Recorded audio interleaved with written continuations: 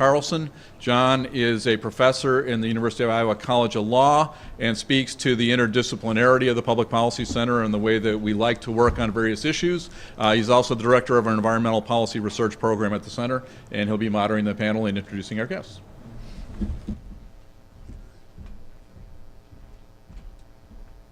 Good morning. It's great to see all of you here. The first panel this morning is about natural resource management issues related to extreme weather in Iowa. We have a lot to talk about, so I'll keep my introduction of each speaker brief, and you can see more complete biographies of them all in the conference packet. Before I get to our first speaker, I want to say Allison Kindig, an engineering student at the University of Iowa, has kindly volunteered to help us out here. She's our timekeeper, folks. So her job is to keep us within the time so we have an opportunity for questions and discussion at the end, which I'm sure everybody will want to hear. Our first speaker today is Chuck Gipp, Director of the Iowa Department of Natural Resources. Director Gipp has had a distinguished career as a dairy farmer, a state legislator, and a leader in state government. He served as Director of the Division of Soil Conservation in the Department of Agriculture from 2008 to 2011. He moved to the Department of Natural Resources as Deputy Director in August 2011, and he's been Director since May 2012. And in that role, he has a lot on his plate, so he's here to give us our keynote on these issues. Thank you, John. Thank you, everybody, for being here. I always smile when I get introduced and they go through that resume. It may be impressive to some of you, but I can tell you my son and daughter look at that when they hear that and says, "What's the matter, Dad? Can't you keep a job?" And so it's always interesting to be introduced. Anyway, this morning we do have the pleasure of being here and talking about natural resources issues, and also on the panel with me is people that I know very well. And one of those people is another Department of Natural Resources person, Tim Hall. And so make sure that Tim and I got together, make sure that we didn't double up in our comments. He says, why don't you be more general, because you're the recovering politician, can BS about anything, and I'll be more specific about the issues. And so that's what we're choosing to do. And so what I'd like to do is start out and say that from listening to the two previous presenters, I think what you're going to hear today is a lot of the same things told in a different way, and how it impacts specifically on the areas we're going to talk about. We're going to talk about weather change, we're going to talk about climate change, we're going to talk about the damage caused by that and the need to react to that change. And to begin with, I'd like to talk about a meeting that I had a couple years ago, and it was in front of the Soil and Water Conservation Society members. And the Soil and Water Conservation Society members as employees of the Department of Natural Resources, the Natural Resources Service Commission, as well as IDAL's employees, all with a various interest in conservation issues. And I was in a forum at that particular time with the state conservationist and then Director Rich Leopold, Department of Natural Resources Director at that time, along with the state con, Rich Sims. And one of the questions posed to us that day by one of the people attending is, just tell me about what your attitude and what you think about global warming and climate change. And I'll say that today, and I think we need to start out with this, is that my attitude towards climate change and global warming is that we spend entirely too much energy talking about the causes of global warming or climate change. And we get into that match of, yes it is, no it isn't, we can do something, no we can't. In other words, we spend too much energy talking about causes rather than reacting. We are supposedly the most intelligent species walking the face of the earth, and regardless of the cause and creation, we need to react and implement what we do and change what we do to react to what the conditions are today. And I think that's what we need to focus on today rather than in the causal effects. I come from Northeast Iowa. That means I have limestone cliffs, which it means at one time it was the bottom of the sea, which means there's been climate change, there have been global changes across the world all along in order for that to happen. Once upon a time we had dinosaurs walking the face of the earth. And it's not because the Wildlife Management Bureau of the DNR mismanaged that population like we're getting accused of mismanaging the pheasant population. Climate has changed, and it always has changed, and we need to react to that. We are supposed to be the human, most intelligent species walking the face of the earth, and so rather than think about causal effects, we need to focus on what we need to do as human beings to react to that. And I think that's what you're also going to hear today, and let's guard against that. One of the events that occurred in Iowa that I think has got people's attention the most is the floods of 2008, because it was a historic event that caused tremendous damage. And as a result of that, the state was asked to help alleviate the damage that occurred in a lot of local governments at that time, Cedar Rapids, Iowa City, Palo, and you name it, along that Cedar Upper Iowa River Basin. And because of that, a lot of funds were diverted from projects at that particular time that could have went to traditional infrastructure improvements. But one of the things that came out of that flood was the creation by then Governor Culver of the Rebuild Iowa Office. And the Rebuild Iowa Office was just that. It was to provide the mechanisms and help and support for communities to recover from that flood, but at the same time to learn from that flooding event and what was happening across the United States and the world at that particular time so that we didn't have those cumulative effect of those major damages at that particular time. One of the aspects that was brought up in that flooding event and from the Rebuild Iowa office is to get together a group of 46 different people to look at various things that we could do to avoid that tremendous expense again. And I happen to have the opportunity as director of the Division of Soil Conservation, along with then our water person, Bill Ames, to co-chair that with these 46 people. And we got together, and some of you were in that room, and part of that 46 group of people. We made several recommendations, and the reason for the recommendations is to learn from the flooding event so the tremendous damage that was incurred by our communities at that particular time would be reduced in the future. And we made several recommendations, and we made a report. And so today we have a 78-page report that made several recommendations how we're going to avoid the damages in the future and the tremendous cost of that. And several of those recommendations have been implemented. We created the Iowa Flood Center at the University of Iowa. The Iowa Flood Center then said in order to avoid those floods, we need to be more warning. And stream gauges were purchased and put in place to avoid these types of reactions. So we had the time to react to it. It also said that we needed to do various things to avoid this reduction in the past. Some of those recommendations in this report is to make sure that the most expensive infrastructure out there is that we no longer put that in flood and harm's way, that it be regulated to the 2% of the 500-year floodplain level. We also want to make sure that critical infrastructure, the most expensive infrastructure that's located in a lot of cities and communities, such as water plants, wastewater plants, and various hospitals and things like that, and be protected by the 500-year floodway or 2% level. We want to make sure that the water that when it fell, made recommendations in order for the water when the rained out fell that was held there rather than become a torrent downstream. In other words, we had to establish the watershed approach. We had to improve soil quality so that soil could infiltrate water rather than become runoffs.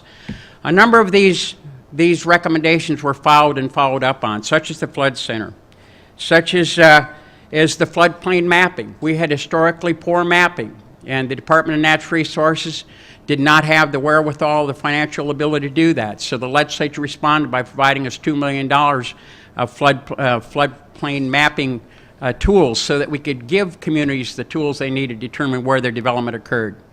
And that's not been an easy process because some of the communities don't welcome those new maps. You as a state can't tell us where to do that. So when Lori McDaniel and our team go out there and let them know what the new floodplain maps and it shows that some of their critical infrastructure is in harm's way, that's not the message I'd like to hear. But it's absolutely essential function on this report that was put out, that we have to react to what the current conditions are, regardless of what the causes are. And some of those recommendations have been followed up and others have not. And there's been resistance out there because we have become communities that have been reliant on self-control and self-determination. But unfortunately, when we get in harm's way and that infrastructure damage, they come to the state, they come to the federal governments to alleviate that. So we have to learn from our mistakes, and I think that's the big takeaway from today, is that we are smart, we are intelligent, we have experts here accumulated today, and we have to learn from those mistakes and not put ourselves in that situation again. Climate is changing. It's always changed. The causes are one thing. We can debate those, but we don't need to. We need to react to it. And we need to make sure that the damages that occurred in the latest flooding incidents don't occur again. And if they do occur again, that the cause and effect of that and the cost to the taxpayers is alleviated and shortened in that time. That's our remarks today, and I think we need to learn from the past, because if we don't learn from the past, we're bound to repeat it in the future. So that's my message today, and I know that the panel that's here today will add to those, and with that, I'll turn it over to the next presenter, and that is, I believe, Tim Hall. Or Sean can do that. So thank you very much for your attention. We'll be very happy to respond to any questions at the conclusion. Yeah, our next presenter is Tim Hall. Mr. Hall's an engineer with experience in both the private sector and government, but for the last 11 years he's been chief of the Iowa Geological and Water Survey Bureau, which, if I understand, that means you're sort of the state government guy with responsibility for all things water. Close enough. Okay. Good morning. I'm pleased to be here today to present a little bit of information to you on natural resource management. And I've got some slides I'm going to cover this morning. And when I looked at the agenda, I noted that there was not a lot of attention on the agenda paid to the conservation and recreation part of the department. So I'm going to talk a little bit about that, as well as some water resource and infrastructure issues, trying not to repeat things that other folks are going to say. The DNR is composed of two separate sides. I kind of sometimes refer to it as bipolar. Unlike some states, and some of you may realize this, but within the DNR we have both the environmental services side, which is the regulatory enforcement sort of piece of what we do, as well as conservation and recreation, so all of the hunting, fishing, wildlife, and forestry folks. So I'm going to touch a little bit on both sides of the department and talk about how recent extreme weather issues have impacted natural resource management in the state. Within conservation and recreation, we have state parks, fishing, wildlife, forestry, all of those things that we enjoy when we get outdoors. And I'm going to share a little bit about how extreme weather or recent weather has affected those parts of the department's operation. In state parks, we've got 70 state parks and recreation areas in the state. They compose over 55,000 acres of public land. 71 campgrounds. We get 14 to 15 million park visits a year in the state of Iowa. So a lot of people use our state parks, and we get a lot of camping guest days, 700,000 about camping guest days in the state. It's an important part of our outdoor recreation and our economy in the state. So let's talk a little bit about impact to state parks in the state of Iowa. So within Iowa, droughts can increase, actually, so we talk about a little bit of good news. In talking to our parks folks, droughts can actually see an increase in camping activity. People, strangely enough, don't like to camp in the rain. And when we have extended periods without rain, we actually get more camping activity, which is good for the state on the revenue side, because we generate revenue from camping registrations. But obviously on the flooding side, it's the other way around. On the drought side, we actually can see an ability to do some in-lake improvements in times of drought. When the water levels are down, we can work on boat ramps and docks and things like that. So there is a side benefit to the drought piece, to when it's exceedingly dry in the state.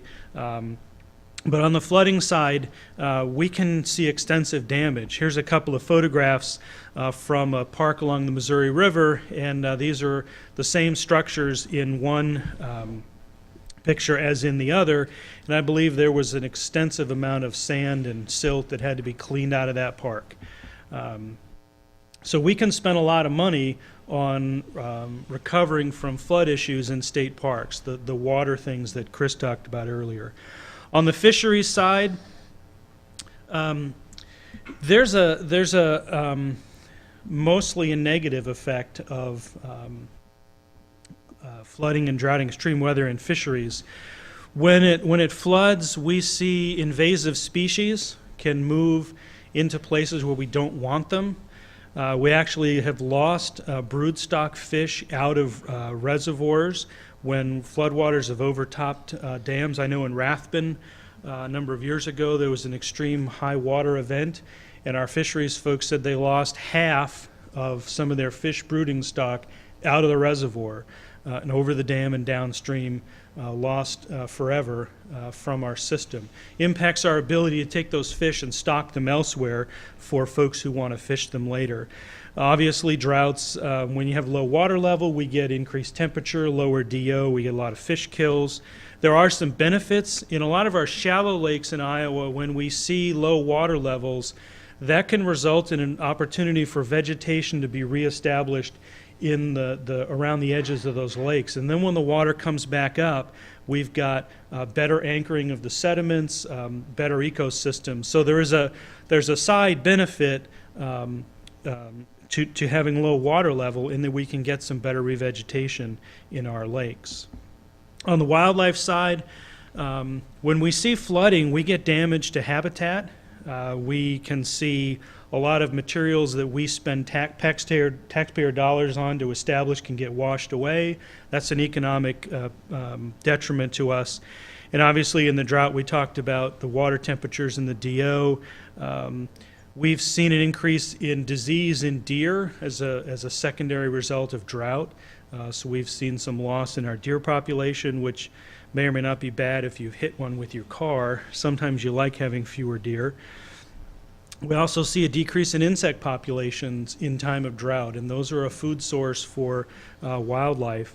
And we lose our ability to collect native prairie seed in drought.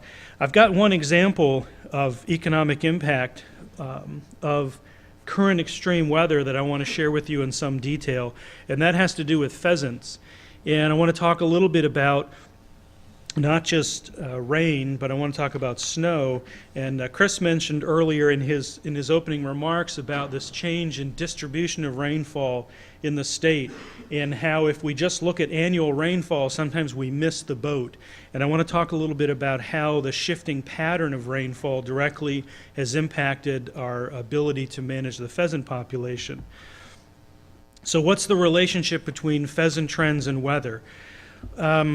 In the state of Iowa, winter hen survival, so the hens that survive over the winter, they are heavily influenced by the amount of snow we get. If the snow falls over 30 inches across the state, the survivability of the hens goes down. In the spring, when those hens sit on nests and they hatch out, it's a rainfall issue. If the rain is over 8 inches in that April to May time frame, then we get serious loss in pheasant population and the ability of the eggs to hatch out. So what's happened recently? This graph shows each of these red boxes is a winter where we had over 30 inches of snow. And you can see in decades leading up to the 2000s, we had 3 to maybe 4 winters out of 10 where snowfall was over 30 inches. And in the most recent decade, there were 7 winters. On the rainfall side, this is the trend in that spring rain. That's April, May rain going back a number of years, and you can see how it's gone up. So what's the result been? Here's the pheasant count in Iowa going back to 2007. Each of those years, you can see the decrease in pheasant population, sometimes 30 to 39% in one year, a decrease in pheasant, and that's compounded one year over the prior. The impact, what's the big deal? Here's the economic impact of pheasant hunting in Iowa. In 1996, it was estimated to be $140 million. In 2011, that was down to about 21 or 22 million. Significant decrease in the economic impact of pheasant hunting, and that goes out to rural communities. Just one little piece that plays into the bigger picture. On the forestry side, obviously in flooding we can lose trees. I know our Con Recreation Bureau Chief said that after the flood of 2010 along the Missouri River, they were expecting some tree loss. He said the cottonwood loss is going to be about 100% along the Missouri River. Big, majestic cottonwoods that have been there a long time. The mortality rate is going to be exceedingly high. Drought can bring on opportunities for disease in our forests. emerald ash borer, and the bur oak blight. Fishing and hunting are a $1.2 billion business in the state, so it is a big deal. There's a lot of money at stake. I want to talk quickly here before I run out of time on the environmental side, hydrology and hydrogeology, and what we're doing on the environmental side to cope with these issues. I suspect that there'll be discussion of infrastructure issues. As we see flooding events, we can change the hydrology of rivers. The Missouri River level was lowered by 6 feet after 2010 in Sioux City, and that has the impact on intake structures as the water levels go down. On the drinking water side, about 25% of the folks in Iowa get their drinking water from shallow aquifers. That has been severely impacted by drought conditions recently. Shallow groundwater resources are impacted by both supply and demand. Less rainfall, less stream flow means there's less water, and hot temperatures tend to drive up the demand. We really saw that in the summer of 2012 as we wrestled with some significant water shortfalls. These are just a couple of streams in Iowa. They should have water in them, and in 2012 they didn't. In the peak of the drought in October of 2012, we looked at the state in terms of susceptibility of shallow water supplies, and you can see well over a third, pushing a half of the state. People in those parts of the state were heavily susceptible to water shortages from shallow aquifers. You might think, well, deeper aquifers were okay because they're not really influenced by the hydrologic conditions, but what we've seen is that the demand side of the equation has really impacted deeper aquifers. When it gets hotter and when those shallow water supplies become problematic, folks turn to the deeper water supplies. So we end up seeing more water pulled from those aquifers than we normally would, and that's impacted the sustainability of deeper water supplies. Here's a map that shows the drawdown in the Jordan Aquifer across Iowa from pre-development to 2008. And I only point out that those orange and red dots show where there's been a lot of water taken out of the Jordan. If we look at, so there's the Des Moines area and the Cedar Rapids area. If we model those things out to 2029 with only a 50% increase in pumping, we can see that there are some dramatic reductions in the water in the aquifers. We don't want this to turn into the next Ogallala aquifer where we've seen just devastating groundwater effects in Oklahoma and Texas. So we're trying to keep an eye on some sustainability issues. So what have we learned? We're planning for change in the department. Our folks on the Con and Rec side say increasing biodiversity of what we plant will help us to survive drought conditions better.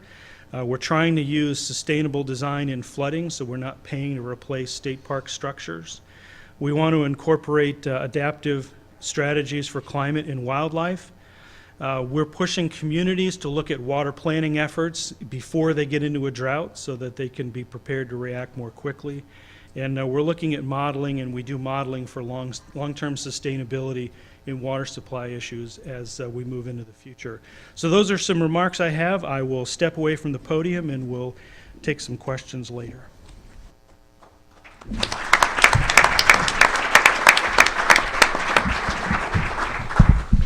Thanks, Tim. Our next speaker is Dr. Aaron Strong. Dr. Strong is an assistant professor in the University of Iowa School of Urban and Regional Planning and in the UI Public Policy Center. He's an economist whose research focuses on a variety of natural resource and environmental issues. He's also an Iowa native and, like Director Gipp, a graduate of Luther College. All right, thanks for having me. What I wanted to do was just tell the story of what keeps me up at night. And so it's really about the interactions, and it's going to dovetail really nicely with what Chris talked about and what Tim just talked about, and thinking about both water quality and water quantity issues. And one of the things that I think we missed in Chris's talk was that if we're going to talk about in-stream flow and water discharge in Iowa, we have to talk about land use change, and that we can't not talk about it. So if I look at Iowa, harvested proportion of Iowa, we've seen it rise drastically from the early part of the 20th century to about 65% of the state being in corn and soybean. So what we're going to do is we're going to say, okay, that's nice. It would be great if we could look at the statewide level. Let's look at one particular watershed. And we're going to look at one particular watershed, the Raccoon River at Van Meter. And the only reason that we're going to look at this is there's no cities there. Okay, we don't like to deal with cities, or I don't like to deal with cities because they're hard. And if I look at the distribution of crops, it exactly mirrors what we're seeing in Iowa. We see a general trend upward, a basic plateauing that we've seen more recently, and we can even identify the farm crisis in the 80s in the data. I think that's pretty interesting. If I now say, let's look at the yearly rainfall, so this is aggregate rainfall within that watershed, I look at that and I say it hasn't really changed. Okay? So I'm faced with a world in which I've got huge amounts of land use change, potentially no aggregate rainfall change, but according to Chris, maybe a timing of it. But then if I look at low-level discharges within this watershed, we're seeing much, much higher low-level discharges. Okay? If I then take it to the next step and look at the upper side of the distribution, the flooding aspect of it, what are we seeing? We're seeing huge increases in the maximum discharge within this watershed. So that it's not just thinking about changes in precipitation, but changes in land use patterns that can potentially drive these higher discharges at both the upper and lower end. So what we're going to do is we're going to take this data and just build a simple, as simple as I can possibly think of, statistical model to try and understand what is the effect of this land use change been on discharge. And so here's the upper end of the discharge, taking 1973 rainfall. And the reason that we chose 1973 rainfall is it's just the wettest year for this particular watershed. And what do I see when I see this? I see if we had the land use pattern that we had in 1927, that heavy year would have been about a third of the discharge as if we had the land use pattern of 2012. Okay? That to me is scary. And that's driving that discharge. It's not precipitation in this particular watershed, it's land use change. Okay? If I now then look at the lower end and look at some of the things that Tim was just talking about, the lower end of the discharge is also increasing. So if I take 1955, which happened to be the driest year in this particular watershed, the low end of the discharge is increasing. Okay? That the drought conditions in terms of in-stream flow aren't as bad as they would have been in 1927. So if I'm worried about getting onto the water and fishing, or maybe worried about the aquatic ecosystems, maybe we're in a better off world. Okay? Floods may be exacerbated by this change in land use, but droughts in terms of in-stream flow may be mitigated. Okay? But what does this mean in terms of tying it back to what I think is a major issue in Iowa, water quality? Well, there's increasing evidence from both the University of Iowa, Iowa State, the Iowa Geological Survey, that as we get greater and greater runoff, we see higher concentrations of nutrients. And so that if I see these higher concentrations of nutrients, this water is in some sense flushing out those nutrients from the soil and into the stream. And this is happening not just in the high precipitation times, but also potentially in the low precipitation times. And if I take this back and I say, well, let's look at the impaired streams in Iowa in 1998 and now in 2012, maybe we have something there. Maybe it's just a definition of what a 303D impaired stream is, but I look at that and that's a scary map to me, that there's that much impaired water within the United States, or within the state of Iowa. It scares me. But then how is this impacting municipalities? And so I'm going to present some of the same stuff that Tim did, but let's think about what happened to Des Moines, and hopefully Bill will touch on this. This last year, they spent, by what I read, roughly $1 million extra in the treatment for these nutrients. Okay? What we've also seen, as Tim pointed out, is we're getting deeper. In terms of the source, what I call the average source-weighted well depth, we're going about 2 feet deeper per year in terms of our water withdrawals. It's very different across different watersheds. The yellow and the red are where we're getting significantly deeper, and the blue and the dark blue are where we're getting significantly shallower. Okay? On average, we're getting deeper, and as Tim just pointed out, I'm stealing one of his slides, that's having an impact on groundwater depth. And so that when we think about increases in discharge, we can't just think about increases in discharge and the role that it has on flooding and aquatic ecosystems, but we also have to trace it through and say these increases in discharge, these increases in runoff are actually playing out in terms of a water quality message, which is actually playing out in either increases in treatment costs for municipalities, or we're digging deeper and deeper for cleaner and cleaner water, which brings us into the sustainability problem. Can we continue to rely on groundwater in the near future? So what are my take-home messages in short, sweet, and to the point? Even in the absence of climate change, which I'm not seeing in terms of precipitation in this particular watershed, in the Raccoon watershed, we're seeing significant increases in discharge. Those discharges are having an impact on water quality. That stream water quality is impacting groundwater withdrawals, and I worry about groundwater. So not just stream water quality, but also groundwater, and that they're all tied together and that we can't not talk about them together. Thanks.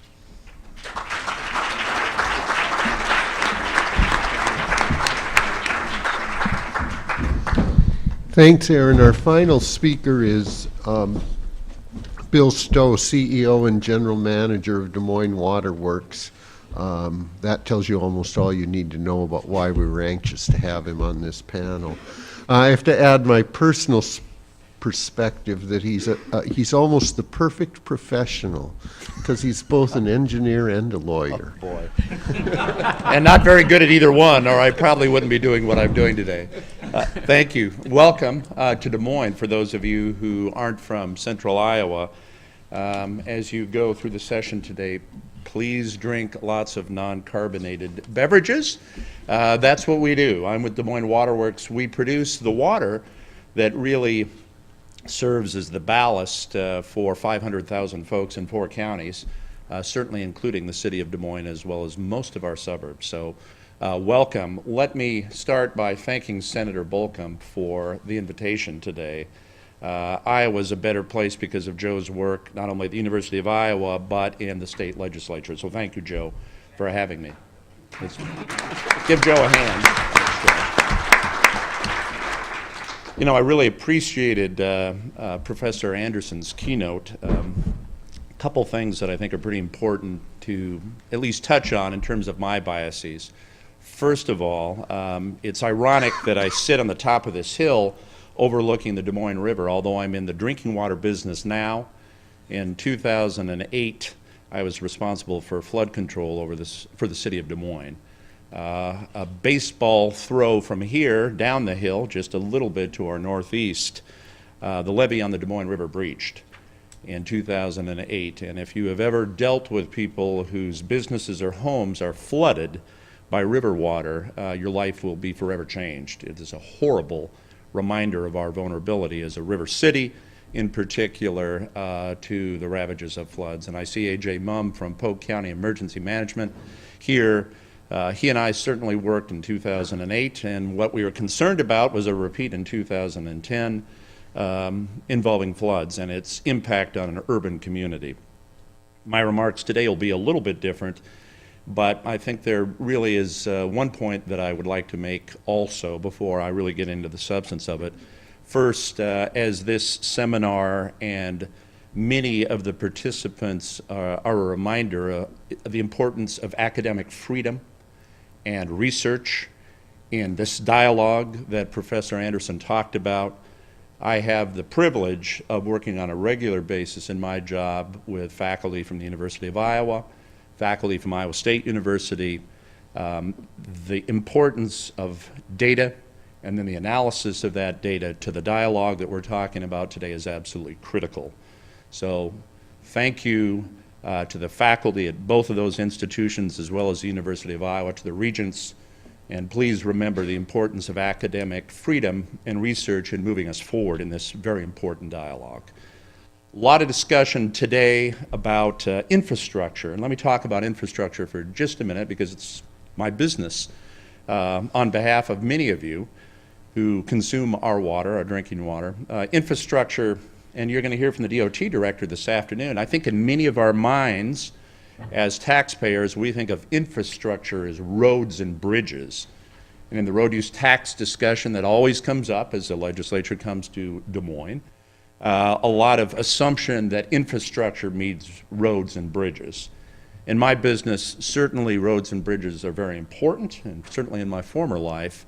But what's important for you to remember in this dialogue is that floodways, waterways, areas around our rivers and streams in particular are corridors for lots of utilities. Power, sewer, water, railroads on the private side. So any discussion about climate change and climate extremes means the necessary vulnerability of those corridors to serving critical public services and critical commercial services, that are vital to us as Iowans. There's nothing unique about Iowa in that regard, but I think when we talk about infrastructure, we often jump to the assumption we're talking about structures, bridges, and roads. In my business, roads, particularly in an urban context, are a great cover for a lot of underground utilities that are absolutely vital to our enjoyment in living in an urban community. A couple comments here about where we are at Des Moines Waterworks. First, for those of you who remember, this is a picture from 2008. How many folks were in the metro area in 1993? Des Moines lost its potable water. Our drinking water went away as this plant flooded. We learned a great deal from that, and we had a great deal of assistance from the federal government and from the state government to flood harden. And I'll talk quite a bit about flood hardening in my remarks today, but this is the same plant that flooded in 1993 and 2008. In many ways, the events in 2008 for Des Moines were similar to 1993. Clearly, we didn't lose the plant. We lost some access to that plant. My employees had a little bit of inconvenience in how to get in and out of it, but we were still producing water. So the real point of this is Des Moines, this area, is very susceptible to flooding because we draw our water not from shallow aquifers or not from groundwater, but from the surface water, where we are very vulnerable, not so much to issues of water quantity, but of water quality. And water quality is significantly diminished in high temperature, low flow kinds of situations that often coincide with droughts. This is the Raccoon River, very near the water plant that primarily serves this area, last year in drought. And if you look really carefully, you can see the Raccoon River in its main channel providing essentially a trickle of water. I will tell you what's probably obvious. My business is greatly enhanced by droughts, up to a point. The point is that seasonal water demands, when it's dry and hot, increase significantly, and our ability to treat what little water we have is heavily impacted by the quality of water that we receive, particularly from agricultural runoff that is heavily polluted. So in 2012 and 2013, during drought and hot conditions, not unusual for us in my business to go to the general public and say, please try to reduce your water consumption. We are a water-on-demand utility, meaning that when you go to the faucet and turn it on or go to your hose and try to water your tomato plants, our objective is to provide water instantly. There are public safety concerns to that, as you can imagine. As I look around the room and know what I'm looking for, I'm seeing fire suppression here that also demands instant pressures of water at high quantities. So extraordinarily important that we as a utility in climate extremes provide water on demand. As you can imagine, during flood circumstances, our larger risk isn't providing water because you use less water during flood circumstances. It's protecting our facilities.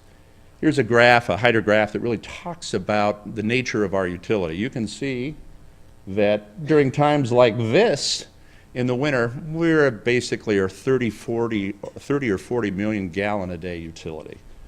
But in hot, dry conditions, we can provide, or have to provide, based on consumer demand, about 100 million gallons of water. Particularly of concern for us are droughts where the ability to draw water, particularly quality water, source waters from the Des Moines and Raccoon rivers, are significantly impacted by the base flow runoff from farm fields in particular. Here in Des Moines, we're at the confluence of the Des Moines and Raccoon River, very much part of the Des Moines lobe, intensively farmed. Water quality a significant concern for us. The utility that I represent has been doing what we do, provide water, for almost 150 years. The Hubble family founded this business that I'm in as a private utility right after the Civil War. They ran it for a number of years until about 100 years ago, and the city of Des Moines, through a lot of process, ended up taking it over. Even though I report through a board of directors who is appointed by the mayor of Des Moines, Mayor County, who I think you're going to hear from later on today, we serve a far larger area. Again, essentially 4 counties with a few exceptions in there.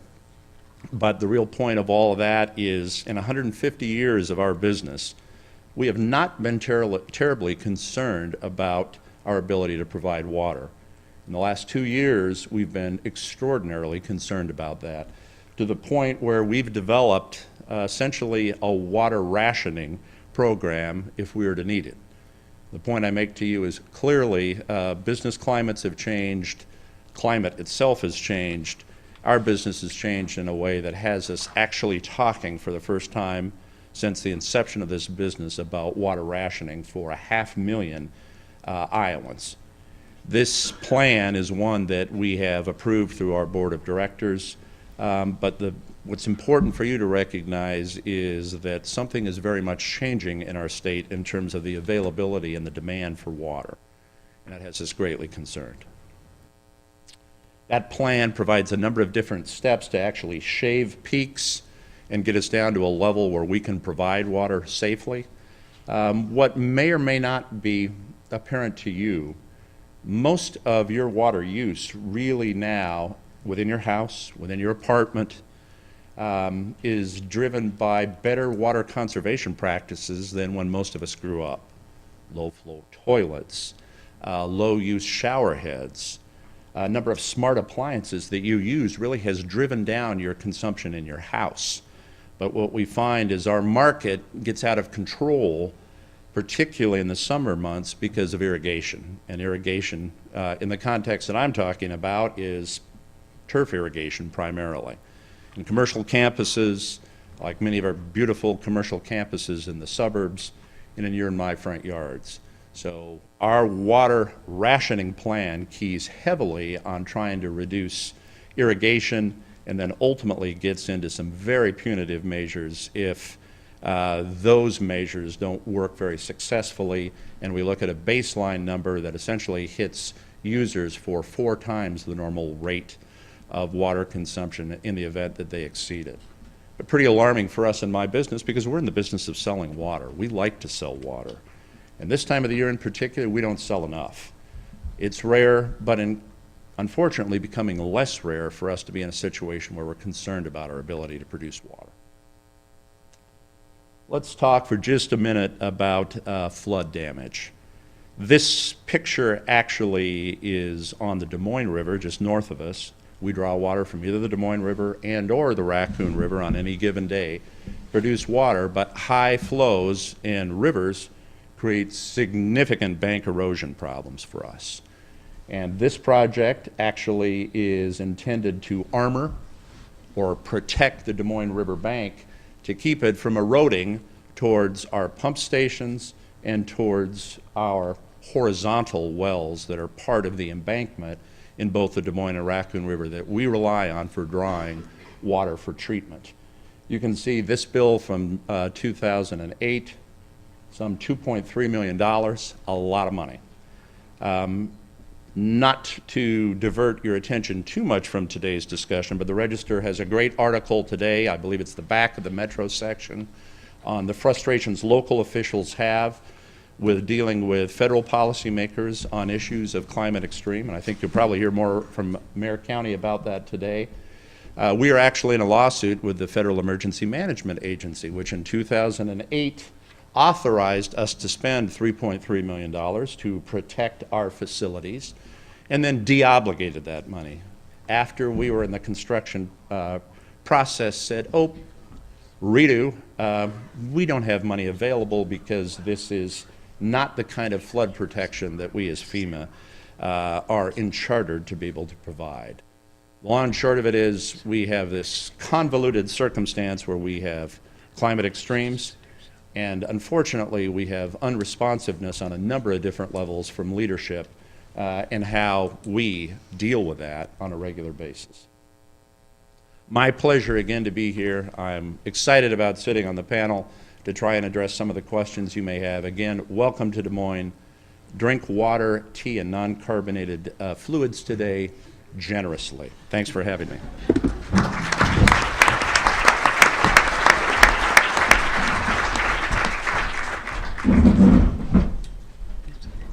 Thanks, Bill, and what a great panel. They left us lots of time for questions, so you can write them on the cards.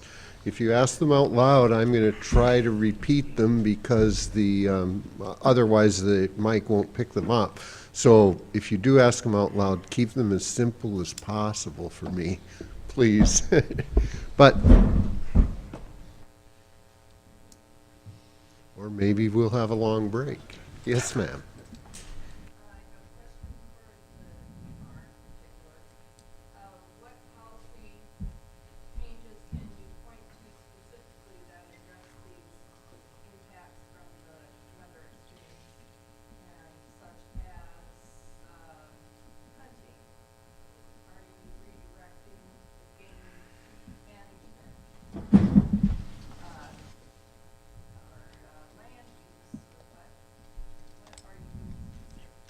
So the question is, what specific policy changes is the DNR undertaking to address some of the impacts of extreme weather? Well, I think the major policy statement that we're making and the change that we're making is you got to lead by example. If you're actually going to have the population do things differently on their own property, you can't have them point to the way the state manages their property. And so one of the things that we're doing, and Tim will talk about some of the hunting stuff as far as managing pheasant population, stuff like that. But what we're doing is we're trying to limit the amount of damage that occurs in the first place in our own properties, and that is formerly a lot of the expensive infrastructure was located in the floodplain and the floodway, not only on state-owned property but in communities. And if you're going to do that, you have to change that. If you're going to limit the cost of repair, you've got to take that out of the floodway and the floodplain. University of Iowa has been a great example of doing just that. They had a flood experience, and I think they'll probably get into that later, a flood experience this year almost equal to what it was in 2008 floods, without nearly the damage that occurred then because of the change they made and the infrastructure they took out of it. So we're doing the same way. As far as other things that we're doing is we have a number of property owners that are asking for out after they have their property damaged consistently. They come to the Department of Natural Resources in the state of Iowa, says, would you be interested in purchasing the easement or access to this property? And with the resource that we have, we do that. That way that property now is in green structure rather than property that can be damaged, and therefore alleviate some of the flooding downstream because of the way we manage that property. One of the things we are personally doing, if you're going to improve water quality and water quality intake, you have to use land management. One of the things that we do in the department, we manage about 400,000 acres of land that has been purchased for public use. And if you're going to set the example for somebody else and you're going to try to reduce flooding, you incorporate into the contract for the people that are farming that ground and row crops and getting a preparation for putting it back into native grasses, is you ensure that you employ the practices, that you require cover crops is a provision of having a contract with that. And so those are the things we're doing, is trying to set an example for other landowners and how you can manage property, and not be, on the reverse side, the example of why I don't have to do it because the state isn't doing a very good job with their own resources that they manage. That's some of the things we're doing in that regard. I will attempt to address some of your questions about the hunting side. I know that on the wildlife management side, on an annual basis, our wildlife biologists are assessing the numbers of populations and adjusting, for instance, on the deer hunting side, licenses based on deer population. So just kind of looking at that on an annual basis to making sure that we are not over or under hunting the population of deer based on current conditions. And that can change really based on a number of factors, including the things we've talked about today, excessive snowfall, those sorts of issues. Other things on the policy side, we look on a regular basis at our water quality monitoring strategies to see, are there things we should be doing to collect better data at low flow conditions to help some of our partners here who deal with water quality and utility side. We've been working collaboratively with Des Moines Waterworks, the Iowa Soybean Association, and others to understand and collect a comprehensive set of water quality data across the state. So not necessarily a policy issue, but really a more open, collaborative relationship with stakeholders around the state that are in the same business that we are. We have looked, for example, in the drought at smaller communities looking at water use planning. Bill Stowe mentioned the Des Moines Waterworks plan for how they're going to control consumption in times of drought. In smaller communities, that sort of planning is sometimes rare. And what we've been looking at is working with the Iowa Rural Water Association and the Association of Municipal Utilities to provide smaller communities with some planning resources to develop the same sort of thing that Bill talked about for the city of Des Moines, but to do it for smaller communities. And even if they're only serving 1,000 people with their water utility, if they find themselves out of water, then they're in trouble. So really a policy that says, let's try to get out in front of the issue and help some of the smaller communities do some better planning. So there's a number of things we're trying to deal with more proactively. We've sort of been pushed into it in the recent years, especially on the drought side. I have a couple on cards, but I saw a hand here earlier. Yes.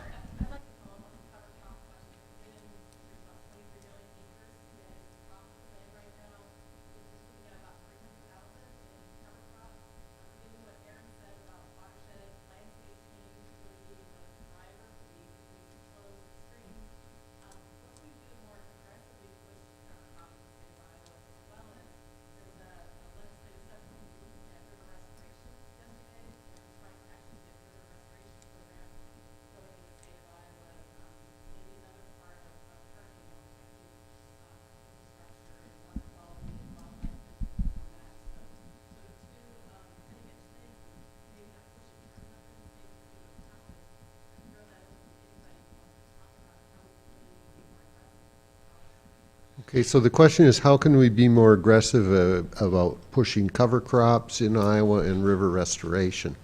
We could take a stab at some of that, but I think that's a question that I see Secretary Northey here, and the Department of Agriculture is leading in that non-point source reduction of nutrients impacting water supply. So I think you can probably ask that question of him. But what we can do, because the DNR manages a number of properties, a number of acres in Iowa, is we can set the example. Peer pressure is a lot of what happens out in agriculture and other places. So one, we don't want to be the negative to show that why should I do it because the state isn't doing it, so we're requiring that. And the non-point source, most of it is voluntary, but voluntary as a soybean association, it may be voluntary, but it's not optional.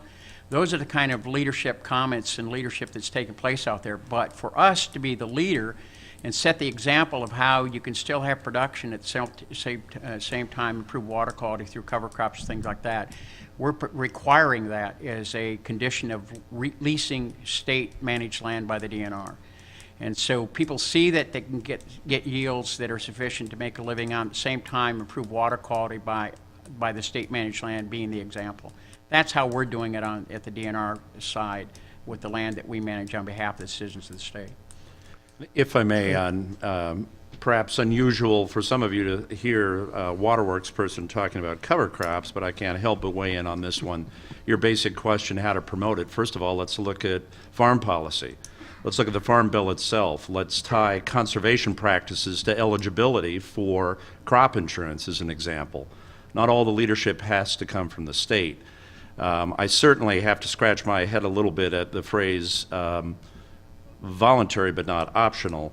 Certainly a concern that we have from the waterworks perspective is that there is a failure to regulate in a way that actually promotes things like cover crops and other conservation practices.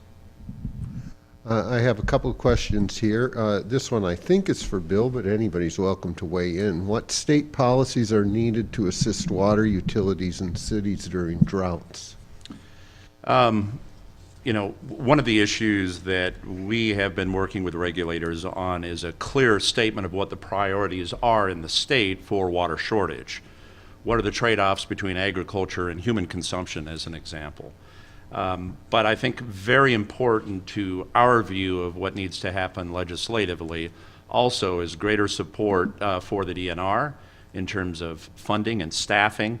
And we also believe that a solid look at where sales tax go from the purchase of water, earmarking it to water quality issues are going to be very important. And then a question I think directed to you, Aaron. Is there a correlation in your data between agricultural field tiling and the increase in discharge, or is it primarily related to the land use change? So the first part is it's really, really difficult to get data on tiling. Nobody really wants to release it. And so what we sort of think is that roughly 90% of Iowa is tiled. 90% of the agricultural land is tiled. I don't know if that's what I've been told. So whether we call it row production or tiling, it's sort of one and the same thing.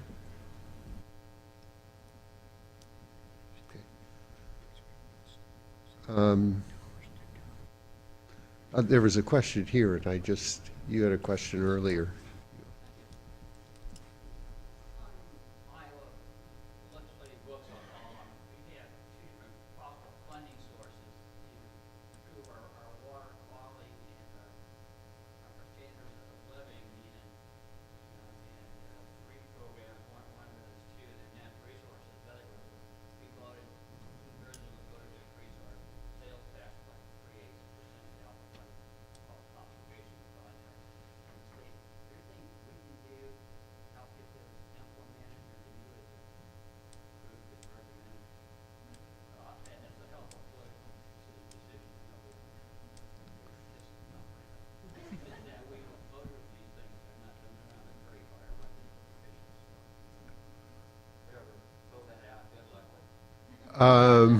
Yeah, good luck getting an answer on that one. Who's the we in your question? You said, is there anything we can do? Who's the we? The general public?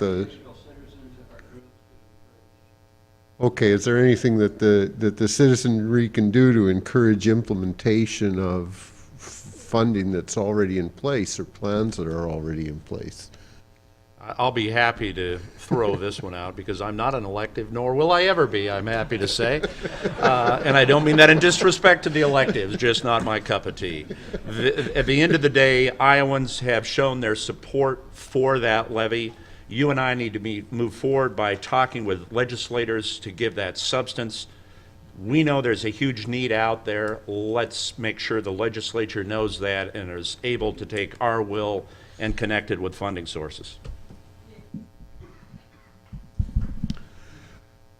I just have to say this. When I was driving in last night, I heard Governor Branstad's radio show, and he was talking about the need for the public to give their comments to the EPA on the renewable fuel standard issue. So I guess you could take his comments there about the need for the public to be heard and apply it here.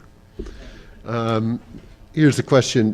Director Gipp mentioned the post-2008 flood recommendations, and some of those recommendations strongly suggest that structures not be built in new, larger, more largely defined floodplains. How have the state and local agencies been making the case for vacating the floodplains? Well, first of all, that was a recommendation, and a lot of the recommendations we have made at that report was put in, a lot of that required legislative action. However, while you have this damage that occurred in 2008 and subsequent flooding events, getting those types of recommendations actually passed into legislation is a totally different matter, because you have some of those people that are in businesses that are located in the floodplains, and the cities that are property tax generating, it's a significant investment to move those out. So it's a recommendation, but there has, a number of those recommendations haven't had the follow through on them. We can simply recommend, but we can't get the support at that particular time to get them funded. Let me do one other question I just got, and then we'll go back to the things during, I think this is for you, Bill, but I'm not sure I fully understand the question, so maybe you can explain it. During stage 2 or 3, I assume, is there any plan to put pressure on developers, homeowners associations, property managers to force compliance, such as bans on laying sod and planting trees? Great question. The gist of the question really goes to our water rationing plan that I showed up there. Essentially, the question is there a process to try and get groups that in the aggregate control consumption in a lot of ways, like homeowners associations, to try and reduce development going forward, or to try and control consumption? The long and short of it is, it is not formally in our program. Our program ultimately, at the mandatory levels, results in fines for folks who irrigate, and then a 4 times rate. But the idea of going out and affecting development, and it really goes to the floodplain question that was asked a little bit earlier that Chuck answered, that becomes pretty complicated for cities and for communities to really get on the development side. I want to state the obvious about my comment on infrastructure. Remember, it's one thing to be able to say you're not going to give permits for folks to build occupied structures in the floodplains. We will still have literally billions of dollars of infrastructure in floodplains, because that's our corridors for utilities. So it's a pretty complicated issue. Also want to remind you, when you go out and go to your car here in a few minutes, look downstream. This community was built by the U.S. Army, incidentally, at the confluence of 2 rivers. Not unusual in Iowa or nationally to have large cities that are built in what we now term as floodplains. The economic consequences from saying simply people should not live or build in floodplains really tests the crucible of history. There are a lot of things that we have to do from a flood control standpoint to deal with the obvious, and that is Des Moines, Chicago, Cedar Rapids, Iowa City, Council Bluffs, Sioux City, Clinton, Dubuque, we could go on, are built in high-risk areas that we, in retrospect, now say, gee, that shouldn't have happened. It happened, and we now have to deal with the consequences from that. I have a little queue of questions, and that'll probably take us to the end, but the gentleman far in the back.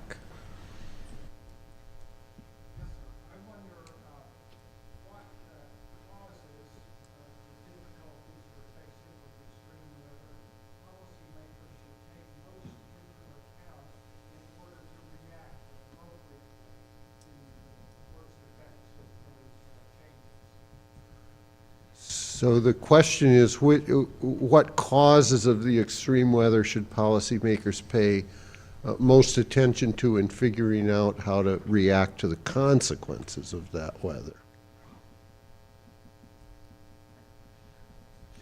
I guess it wants to bring causes back into the discussion.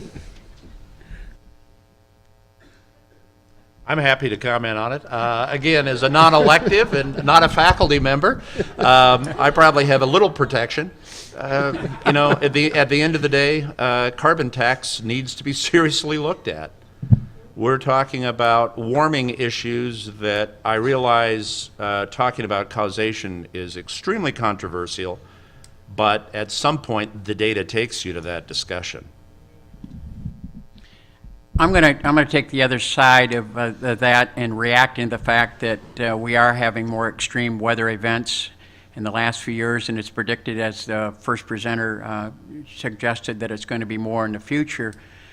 So why do we keep doing over and over again the same thing, expecting to have different results? And so if you paid a significant amount of dollars, and there's a lot of infrastructure dollars, a lot of program dollars as a result of the 2008 floods, that was diverted from their intended use in order to help pay for the damage caused by the 2008 flooding events. The fact that the Wallace building is still standing today as a result of the $73 million that was designated by the legislature to replace it and put a more fitting building in place that was much more energy efficient was deappropriated in order to go to help pay for flood damage. We have countless examples of that. So if that's going to be the case, that we're going to divert a lot of resources to pay for flood damage, then let's avoid having the damage occur in the first place, either by not placing those expensive infrastructures once again in the floodplain or the floodway. One of the things that was brought to me, it's not my saying, is that we got to quit talking about the floodplain, the floodway, and actually talk to people in the way they understand. Where do you live? You live in the river, depending how high it is. And we need to learn from that, is let's quit developing in the river, put that in less, we can use that floodplain, floodway by green space, parks and things that are less, expensive when those flooding events occur, and how we do smart development and smart planning in the first place. And then systematically try to avoid putting critical infrastructure in harm's way. That's what we need to do. We're supposed to be smart, and we ought to be able to plan for that, and we ought to be able to articulate to people why we're going to do that. I think that's what we need to do. I would have said that was really a question for Professor Anderson, so maybe you can catch him during the break, but I want to move on. You had a question. Yeah, Professor Strong brought up the fact that addressing land use change is critical when we start thinking about this conversation. And I'm curious right now, in thinking about water quality and quantity, a lot of mitigating the impacts of those things falls to cities, cleaning up water and also dealing with flood impacts. Right now, the public taxpayer is very burdened on that. They perhaps are the only people sort of influencing those impacts. I'm just curious to the whole panel, or whoever wants to talk about this, is sort of moving forward, how are we going to have to change the way we pay for these things, thinking about the impacts of land use change affecting all of us. Okay, I'm going to rephrase that in a loaded sort of way. Given that land use change has a lot of impact and that the costs of those impacts are felt by the cities, how can we change the way we approach paying for the changes in the way people deal with their land or other things to mitigate some of the impact on the cities and elsewhere? So I'll just say what I think and not have any ties whatsoever. Just part of this is driven by $7 corn, and so I'm not going to change that. But in general, just a defunding of the Conservation Reserve Program, and those areas that are being now developed. If I look at some of the areas that are being now developed for agricultural land, they're really marginal lands, and so taking those marginal lands that are not very productive but are profitable at $7 corn makes sense. And so changing around how we potentially structure the Conservation Reserve Program to get those high impact, what I would consider high impact marginal productive lands out of production.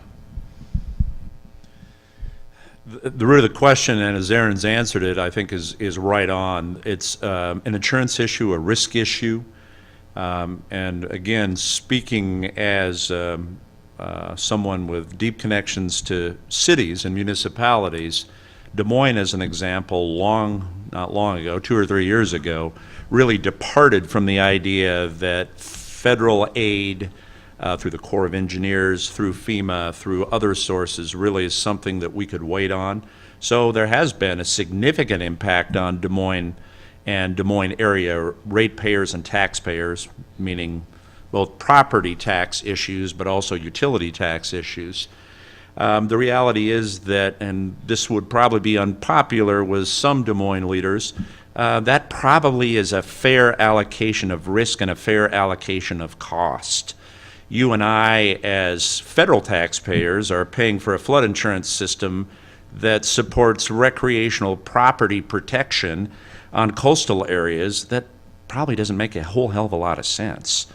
We're providing assistance for folks who don't need it, who are building in risky environments, and does that make a lot of sense from a national policy standpoint? At the end of the day, you know, I'm one of those folks who believes that politics is local, and ultimately that means the majority of costs associated with taking risks like building in river communities should fall to local taxpayers. I can't resist saying something that I think you may have been driving at, but maybe if a downstream city would save a whole lot of money as a result of certain land use changes upstream, maybe that city could encourage those land use changes with financial contribution.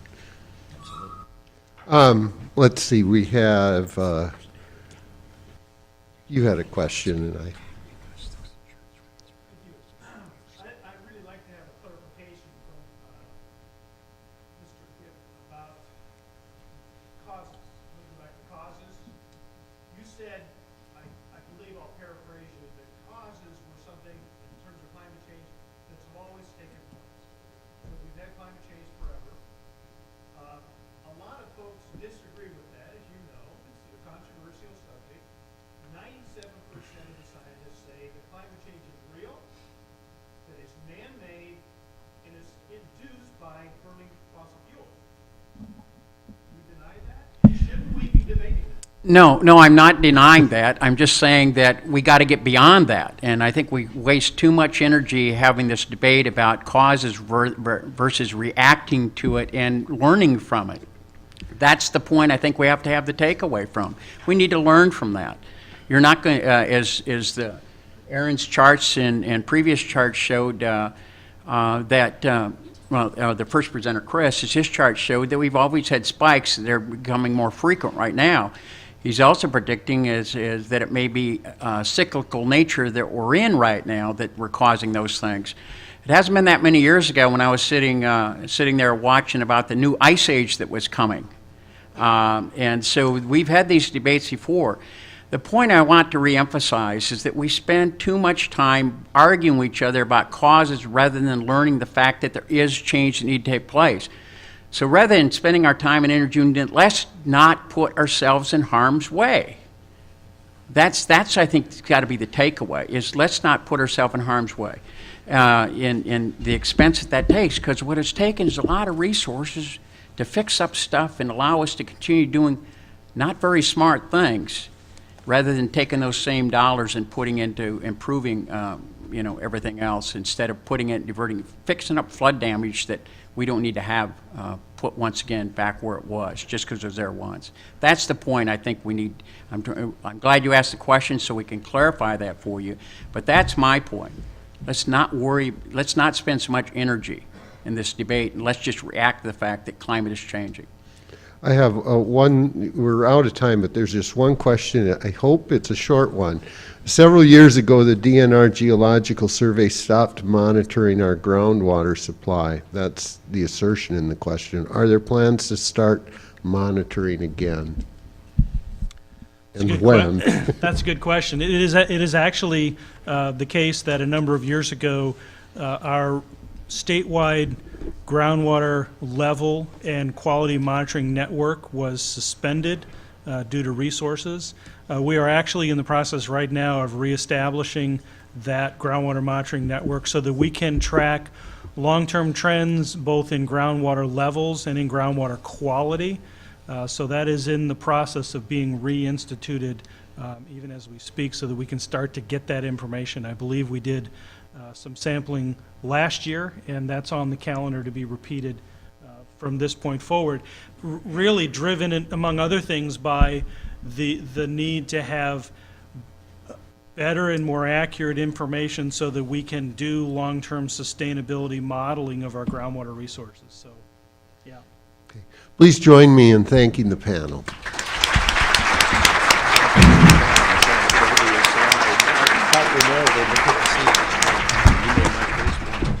We're going to go ahead and take a 15-minute break now, and we'll start promptly again at 11:15.